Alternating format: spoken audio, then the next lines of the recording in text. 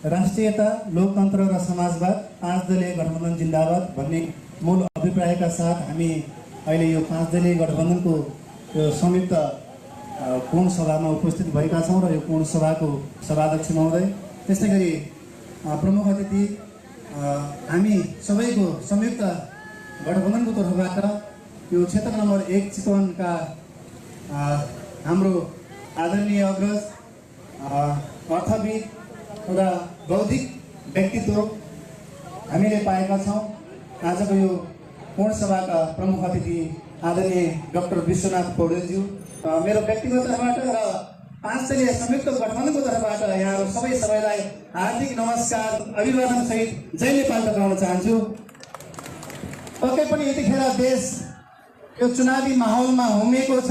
म सर्वप्रथम के भन्न चाहन्छु भने विगत 10 वर्ष महान जनयुद्धमा र परिवर्तनको विभिन्न आन्दोलनहरूमा यो क्षेत्रबाट र देशैभरिबाट यो परिवर्तनको लागि आफ्नो ज्यानको आहुति दिनुहुने वीर शहीदहरूप्रति म हार्दिक श्रद्धाञ्जली र श्रद्धासुमन व्यक्त गर्न चाहन्छु। र ती शहीदहरूको सपना, ती शहीदहरूको बलिदानबाट हामी आज लोकतान्त्रिक गणतन्त्र नेपाल यो संविधानलाई हामीले अझ परिष्कृत गर्दै यो संविधानलाई जोगाउनको निम्ति र दुई पटकसम्म संविधानलाई फेरि गलत्याएर यो संसदलाई विघटन गरेर यो संविधानको विरुद्धमा, देशको राष्ट्रियता, लोकतन्त्रको विरुद्धमा जान खोज्ने केही कम्युनिस्ट बनाउँदा शक्तिहरूको विरुद्धमा हामी अहिले वाम लोकतान्त्रिक गठबन्धनमा छौँ। यो संयुक्त गठबन्धन अहिले देशैभरि आइरहेका छौँ। तपाईँहरूको घर दैलोमा, घर आँगनमा भोट माग्न आइरहेका छौँ।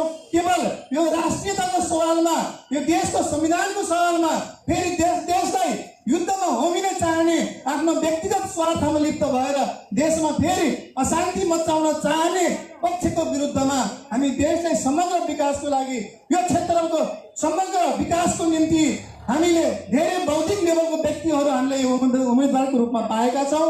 र केवल उहाँहरूलाई यसपालि हामीले यो गठबन्धन भएको नाताले